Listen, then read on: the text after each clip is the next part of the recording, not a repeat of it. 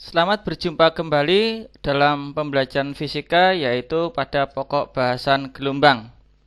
Pada pokok bahasan gelombang ini kita akan belajar bagaimana pengaruh getaran terhadap peristiwa gelombang. Gelombang tentunya dalam kehidupan sehari-hari yang paling gampang Anda lihat atau Anda temui adalah ketika Anda berada di tepi pantai. Bagaimana gelombang air itu bergerak dari tengah laut menuju ke pantai, yang mana gelombang ini ketika mengenai dinding, tebing atau benda-benda di sekitar gelombang dapat mengakibatkan peristiwa yang merusakkan, misalnya terjadinya kerusakan abrasi pantai, atau yang lebih hebat adalah ketika terjadinya gelombang tsunami, yang mana gelombang itu mampu menghancurkan bangunan-bangunan yang ada di sekitar pantai tersebut. Bagaimanakah gelombang itu mampu membawa energi sehingga dapat menghancurkan benda-benda yang ada di sekitar pantai itu? Kita akan mempelajarinya lebih lanjut pada pokok bahasan ini. Konsep gelombang merupakan getaran yang merambat atau berpindah. Maka, agar terbentuk suatu gelombang, kita memerlukan getaran. Dan getaran itu dihasilkan oleh sumber getar yang merupakan benda yang bergerak harmonis. Konsep gerak harmonis sudah Anda pelajari di kelas 10, yaitu sifat benda atau partikel yang bergerak bolak-balik secara beraturan dalam waktu yang tetap. Misalnya ketika kita membicarakan tentang gerak harmonis sebagai bagian dari proyeksi benda yang sedang bergerak melingkar beraturan. Maka misalnya kita memiliki suatu sumber getar, misalnya titik yang ada di ujung kiri ini, kita getarkan secara periodik ke atas dan ke bawah, maka getaran pada titik yang di sebelah kiri itu akan merambat di sepanjang tali ini sehingga akan terbentuk suatu gelombang. Simulasinya sebagai berikut. Pada bagian ini, sistem pada sebelah kiri titik itu akan kita getarkan naik dan turun. Maka kita dapat mengamati pada saat titik ini kita gerakkan naik dan turun, maka dia akan menggerakkan titik yang ada di sebelah kanannya, naik turun juga, dan titik-titik selanjutnya. Maka seluruh titik ini akan mengalami peristiwa gelombang. Maka bukit itu akan bergeser ke kanan, demikian juga lembah akan bergeser ke kanan. Yang perlu menjadi perhatian bahwa dalam hal ini bukan talinya yang bergerak ke kanan, tetapi yang bergerak ke kanan adalah gelombangnya. Akibat titik-titik partikel pada setiap tali itu bergerak naik dan turun atau bergetar. Jadi partikel-partikel ini dia hanya bergetar ke atas dan ke bawah. Tetapi karena getaran itu kita berikan mediumnya pada tali, maka pada tali itu akan terbentuk peristiwa gelombang yang sedang berjalan atau berpindah. Maka konsep dari gelombang sebagai getaran yang merambat atau berpindah itu dapat terjadi ketika adanya sumber getar. Sedangkan untuk contoh-contoh gelombang, di SMP Anda dikenalkan adanya dua gelombang, yaitu ada gelombang longitudinal, yaitu terjadi pada saat pegas ini kita gerakkan ke kanan dan ke kiri, maka gelombang akan merambat di sepanjang sumbu X. Jadi ini kita getarkan pada arah sumbu X, gelombang merambat pada sumbu X. Kita getarkan pada sumbu X, gelombang merambat pada sumbu X. Tetapi kalau kemudian gelombang itu kita getarkan pada arah sumbu Y, kita getarkan ke atas dan ke bawah, maka kita lihat bagaimana gelombang yang akan terbentuk. Ternyata ketika kita getarkan ke atas dan ke bawah, terbentuk pola gelombang seperti ini. Gelombang tetap merambat pada sumbu X, meskipun kita getarkan pada sumbu Y. Peristiwa getaran ini merupakan terbentuknya gelombang transversal, yaitu arah getarnya tegak lurus terhadap arah rambatannya. Digetarkan pada sumbu Y, gelombang merambat pada sumbu X. Inilah tentang sifat gelombang transversal. Longitudinal digetarkan pada sumbu X, merambat di sumbu X. Transversal digetarkan pada sumbu Y, merambat pada sumbu X. Arah rambatannya tegak lurus dengan arah getarannya. Maka konsep tentang gelombang longitudinal dan gelombang transversal dapat kita gabungkan menjadi bentuk analogi bahwa pada peristiwa rapatan dan renggangan pada gelombang longitudinal dapat kita setarakan sebagai peristiwa terbentuknya bukit dan lembah pada transversal. Maka peristiwa rapatan, renggangan, rapatan ini pada gelombang longitudinal merupakan bentuk dari bukit dan lembah pada gelombang transversal. Dengan demikian, sifat-sifat atau karakteristik pada suatu gelombang kita bisa mendefinisikannya setidaknya ada 5 karakteristik dari gelombang, yaitu amplitudo, periode, frekuensi, panjang gelombang, dan kecepatan rambatan gelombang. Masing-masing dengan definisi, amplitudo merupakan simpangan maksimum. Artinya jarak terjauh dari titik kesetimbangan. Dari 0 ini. Baik yang ke atas maupun ke bawah, ini adalah namanya amplitudo. Pada gambar ini, maka amplitudonya adalah sebesar 2. Jika dalam satuan SI, dapat kita artikan nilainya adalah 2 meter. Berikutnya tentang periode, yaitu waktu untuk satu gelombang. Konsep untuk satu gelombang pada gelombang transversal adalah adanya satu bukit dan satu lembah. Itulah satu gelombang. Maka untuk menghasilkan satu bukit dan satu lembah, waktu itu disebut sebagai periode.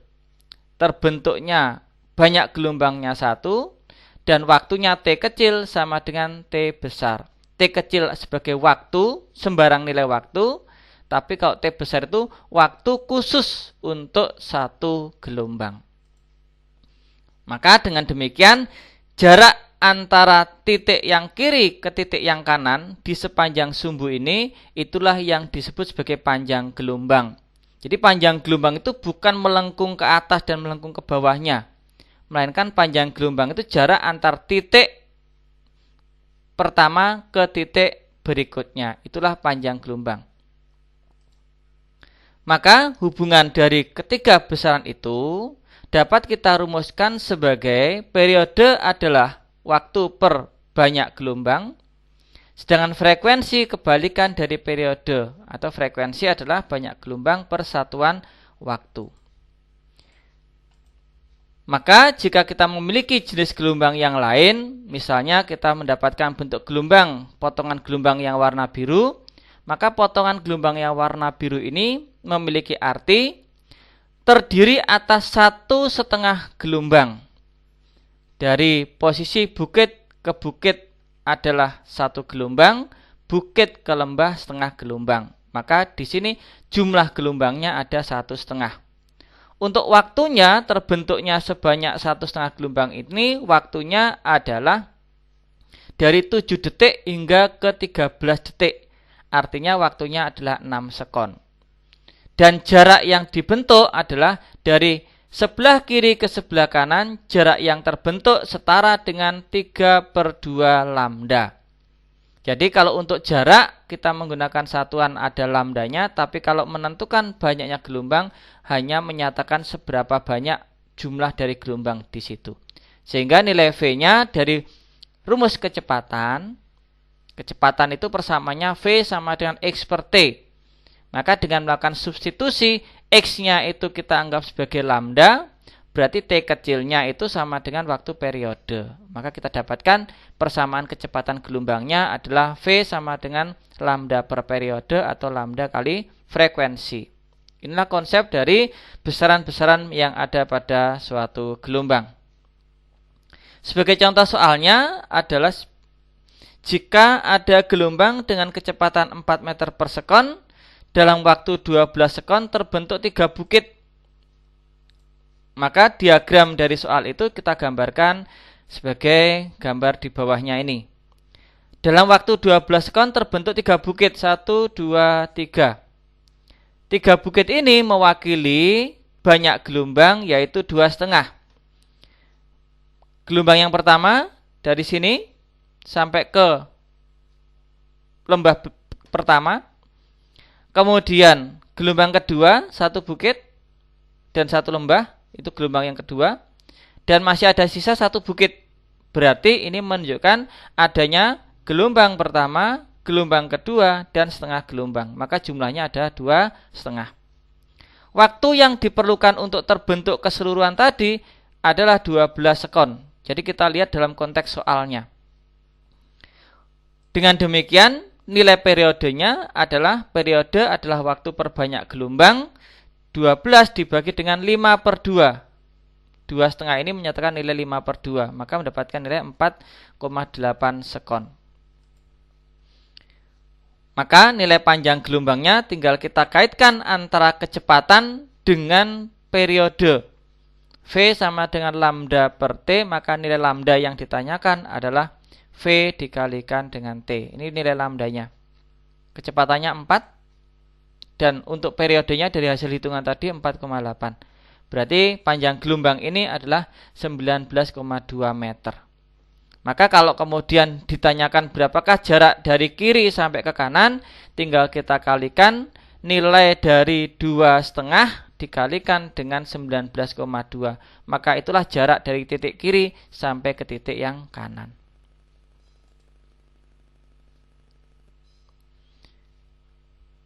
Misalnya untuk contoh yang kedua, ada 2 buah gabus mula-mula terpisah sejauh 12 cm. Kemudian pada permukaan air terbentuk gelombang. Pada saat terjadi gelombang itu, tiba-tiba gabus A itu berada di puncak gelombang dan gabus B berada di lembah gelombang. Mula-mula mereka terpisah sejauh 12 cm.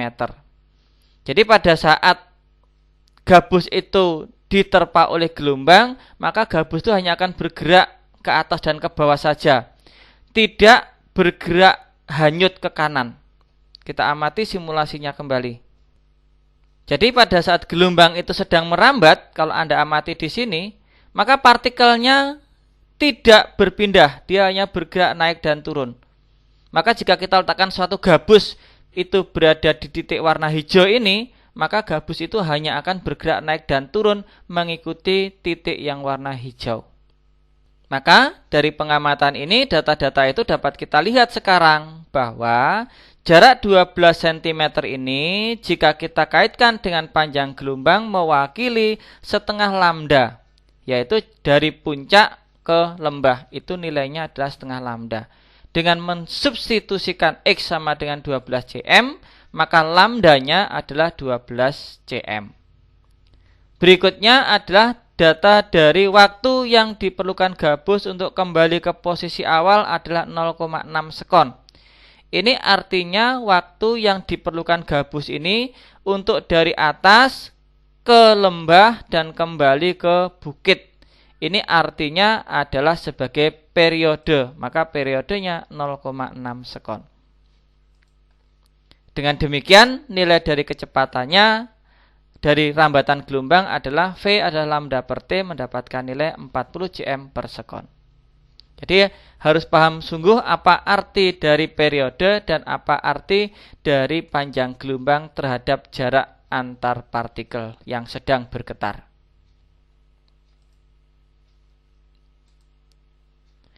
ketika kita membicarakan tentang gelombang, maka kita bisa mengambil suatu titik-titik pada gelombang yang memiliki jarak tertentu tersebut.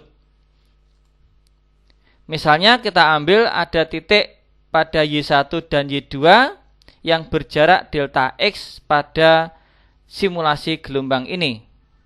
Misalnya kita sediakan gelombang yang sedang bergerak, ya, partikelnya di sini bergerak dan terbentuk gelombang berjalan. Kita akan mengambil dua buah titik pada tali yang sedang bergetar ini. Misalnya titik yang berada di puncak pertama dan titik yang berada di hijau yang ada di sini. Maka antara titik yang ada di sebelah kiri dengan nama titik A dan titik B, maka titik A dan titik B ini akan memiliki beda fase. Artinya bagaimana kondisi A ketika sedang di atas dan bagaimana kondisi B ketika berada pada posisi yang ditunjukkan oleh gambar. Jadi posisinya tidak pada posisi puncak amplitudonya. Jarak antara titik A ke titik B inilah yang dimaksud dengan delta X. Nah, jarak antara titik A ke titik B garis lurus inilah yang kita sebut sebagai nilai delta X. Maka jarak dari delta X ini terhadap panjang gelombang yang dihasilkan oleh gelombang tali, itulah yang nanti kita sebut sebagai beda fase. Jadi harus bisa menentukan nilai dari delta X antara jarak titik A terhadap titik B ini. Maka dengan sudah mengetahui nilai dari delta X-nya, kita bisa menentukan bagaimana hubungan antara beda fase terhadap peristiwa yang teramati. Ketika delta X kita bandingkan dengan lambda, itu menghasilkan nilai 0, 1, 2, dan seterusnya sebagai himpunan bilangan asli, maka itu dikatakan kondisi titik pertama dan titik kedua itu sefase. Sefase itu kalau titik pertama berada di puncak bukit, titik kedua pun juga akan berada di puncak bukit. Dan akan dikatakan berlawanan fase jika nilai dari delta C-nya adalah setengah, 3/2, dan 5/2. Angka-angka ini hanya menunjukkan posisi dari titik acuan. Jadi kalau 0 itu tepat berimpit dengan titik acuan bukitnya. Kalau misalkan lembah juga berimpit jika satu itu berada di sebelah-sebelahnya dan seterusnya. Misalnya dari simulasi ini. Jika titik itu kita ambil di bukit pertama ini, maka kita katakan bahwa antara bukit pertama dengan bukit yang kedua itu beda fasenya sama dengan 1. Jika gelombangnya kita buat menjadi lebih rapat, misalnya seperti ini, maka dapat kita katakan untuk menggunakan acuan yang bawah, kita katakan bahwa lembah yang ada di posisi ini memiliki beda fase sama dengan 1 terhadap yang paling depan.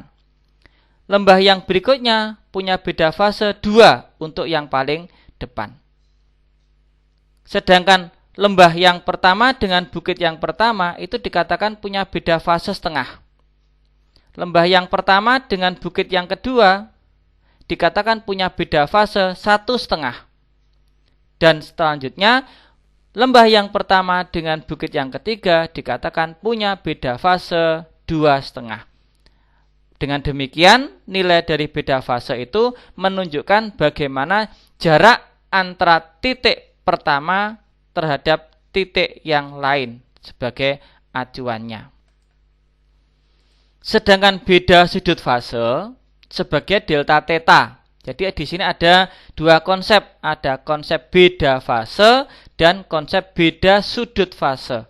Untuk beda sudut fase, tinggal kita mengkalikan dengan tetapan 2pi terhadap beda fasenya. Maka kita dapatkan beda fase dikalikan dengan 2pi, bisa kita tuliskan 2pi kali delta X per lambda. Misalnya kita memiliki peristiwa dari gabus yang tadi berada pada gelombang air.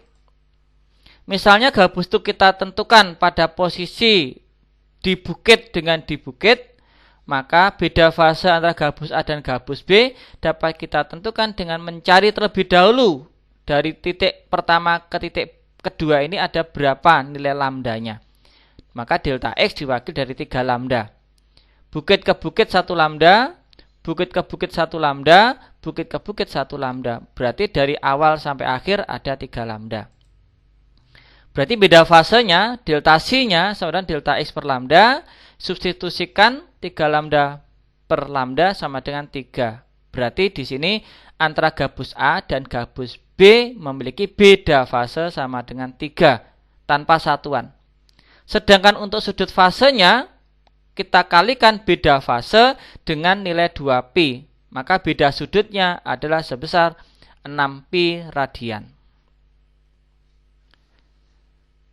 Peristiwa getaran pada gelombang tali dibuktikan dalam hukum Melde, bahwa pada hukum Melde ini percobaannya dapat digunakan untuk menentukan tentang hubungan kecepatan rambatan gelombang pada suatu tali. Bahwa supaya tali itu dapat menghantarkan gelombang, maka pada tali itu perlu diberi gaya. Yang mana ternyata nilai gaya itu juga akan mempengaruhi juga terhadap nilai kecepatan rambatan. Karakteristik dari penghantar atau mediumnya dari tali itu juga akan mempengaruhi dari kecepatan rambatan gelombang. Artinya pada gaya tegangan tertentu terhadap tali tertentu nilai kecepatannya bisa berbeda-beda. Misalnya ketika tali itu kita bentangkan dengan sangat kuat menggunakan tali yang ringan dengan menggunakan tali yang ukurannya lebih berat, maka menghasilkan kecepatan rambatan gelombangnya pun juga akan berbeda. Misalnya dalam percobaan itu kita gunakan tali yang memiliki nilai tetapan satuan panjangnya 10⁻²⁴ kg per meter. Maka ketika tali itu kita bentangkan, kemudian kita getarkan, terbentuk pola seperti ini pada tali itu. Dengan menggunakan data-data yang tercantum itu, bahwa digetarkan dengan frekuensi 5 Hz, kita bisa melihat bagaimana gelombang ini terbentuk dan berapa panjang gelombangnya.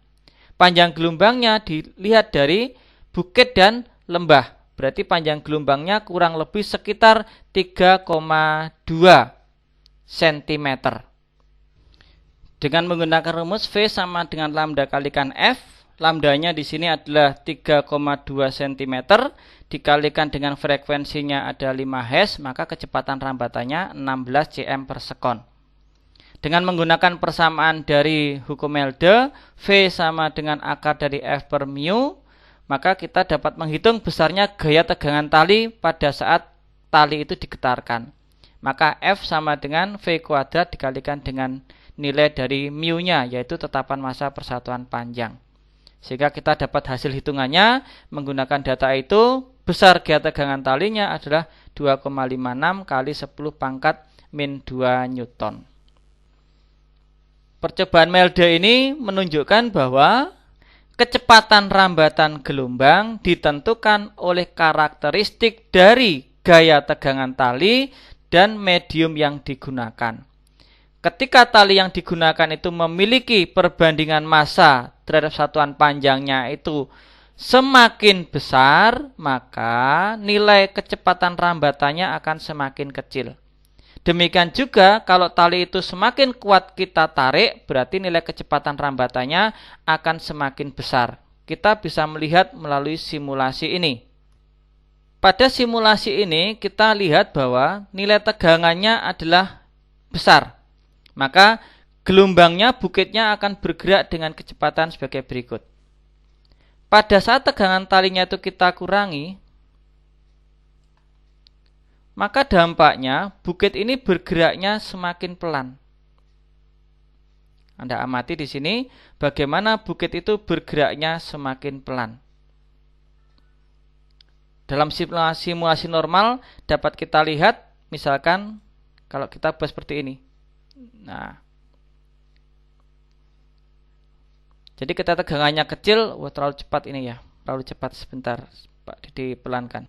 Nah, misalnya yang ini kita amati bahwa pada saat tegangannya kecil kita dapat melihat gelombangnya itu bergerak, kelihatan ini pelan. Dari sebelah kiri itu kita bisa mengamati bukitnya itu sebagaimana dia bergeraknya. Tapi jika kemudian tegangan itu kita perbesar, maka gerakan bukit itu semakin cepat dia berpindahnya, sangat cepat di sini, ya, sehingga mungkin hanya terbentuk satu bukit sehingga dia dapat segera berlalu. Jika kita buat semakin besar lagi, maka sangat cepatlah bukit itu berpindahnya, sehingga kita hampir hanya dapat mengamati satu bukit di sini. Kenapa? Karena bukitnya dan lembah itu bergerak dengan sangat cepat. Kalau kita kecilkan nilai gaya tegangan talinya, maka gelombangnya berpindahnya dengan kecepatan kecil. Maka kita bisa melihat bagaimana gerakan bukit dan gerakan lembah itu sedang bergeser ke sebelah kanan. Demikian, hukum Melde memiliki karakteristik bahwa nilai kecepatan rambatan gelombang pada medium dipengaruhi oleh gaya tegangan talinya, serta dipengaruhi oleh bagaimana karakteristik medium yang digunakannya. Demikian pokok bahasan terkait gelombang mekanik. Untuk sifat-sifat gelombang mekanik, Anda dapat membaca dari modul atau KBM yang telah disediakan. Nah, di sana Anda secara teori dibahas bagaimana sifat gelombang mekanik maupun gelombang transversal dan longitudinal sebagai gelombang mekanik, dan distribusi sifat-sifat gelombang yang lain dapat Anda kuasai dengan baik dengan membaca UKBM yang telah tersedia.